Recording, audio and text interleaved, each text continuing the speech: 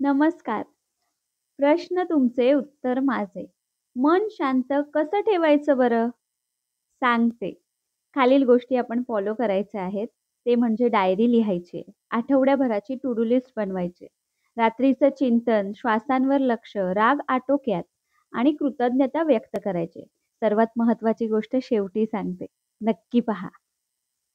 आठवड्याभराची to do list बनवली ना, तर आपली आठवड्याभराची कामं डिव्हाईड होतील आणि त्यामुळे आपली कामं पटापटही होतील. 10 पैकी 8 कामं झाली तरी काय हरकत आहे. दुसरी गोष्ट, दिवसभराच्या गोष्टींचं चिंतन. दिवसभर आपण काय करतो? कधी-कधी आपल्याला वाईट वाटतं, कधी-कधी आपण कुणाला तरी काहीतरी बोललेलो असतो, कधी निर्णय घ्यायचा असतो. अशा वेळी चिंतन खूप महत्त्वाचं ठरतं.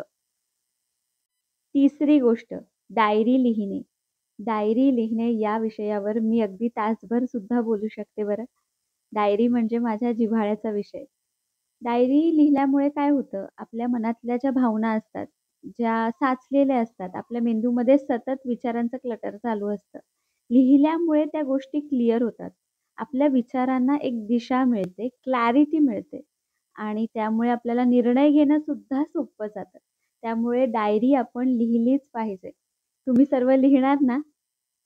जास्त काही लिहायची गरज नाहीये. रोज फक्त 10 ओळी किंवा अगदी 2 ओळी लिहिल्या तरी पुरे आहेत. पण लिखाणाची सवय आपण लावून घेतली पाहिजे. लिखाणामुळे आपल्या विचारांना क्लॅरिटी मिळते. लिखाण केलंच पाहिजे आणि ही माझी आवडती डायरी. तुम्हाला कशी वाटली मला कमेंट करून नक्की कळवा. पुढची महत्त्वाची गोष्ट म्हणजे राग आटोक्यात ठेवणे. राग जास्ती येत असेल त्यावेळेस आपण श्वास मोजायचे, उलटे अंक मोजायचे, शांतपणे श्वास घ्यायचे, अगदी डोळे बंद करायचे. जास्तच राग-राग वाटत असेल तर पाणी प्यायचं आणि चेहरा स्वच्छ थंड पाण्याने धुवायचा. त्यामुळे आपला राग शांत होईल आणि थोडं आपल्याला रिलॅक्स वाटेल. राग-राग करून आपण आपल्या हेल्थची वाट कशाला लावायची बरं? उगाच रागा करायचा नाही.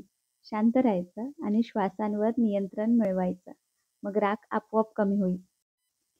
अजून एक महत्त्वाची गोष्ट म्हणजे ग्रॅटिट्यूड जर्नल. आपण ग्रॅटिट्यूड जर्नल मेंटेन केलं पाहिजे. कृतज्ञता आणि आभारभाव म्हणजेच अल्टिमेटली मनःशांती. त्यामुळे कृतज्ञ नेहमीही राहिलं पाहिजे. आयुष्यातलं आवडीचं वाक्य, एक्सेप्टन्स विदाऊट जस्टिफिकेशन. काही गोष्टी, काही परिस्थिती आपण एक्सेप्ट केल्या, तर आपल्या मनाला होणारा त्रास असतो, आपल्या शरीराला होणारा त्रास असतो, तो आपोआप बरा होतो. बऱ्याच गोष्टी, बऱ्याच परिस्थिती आपण नाही बदलू शकत आणि त्याचा त्रागा उगाच आपण कशाला करून घ्यायचा. त्यापेक्षा त्या गोष्टी एक्सेप्ट केल्या, तर सगळ्या गोष्टी व्यवस्थित होतात, सुरळीत होतात.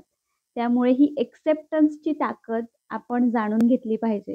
ज्या गोष्टी आपल्या हातात नाहीत ना, त्या एक्सेप्ट करायच्या, सोडून द्यायच्या आणि पुढच्या प्रवासाला लागायचं. Accept and just let go. हा व्हिडिओ तुम्हाला कसा वाटला नक्की कळवा. सबस्क्राईब करा, लाईक करा, शेअर करा, कमेंट करा. छान विषय घेऊन भेटू पुढच्या आठवड्यात. तोपर्यंत हसत राहा आणि फिट राहा.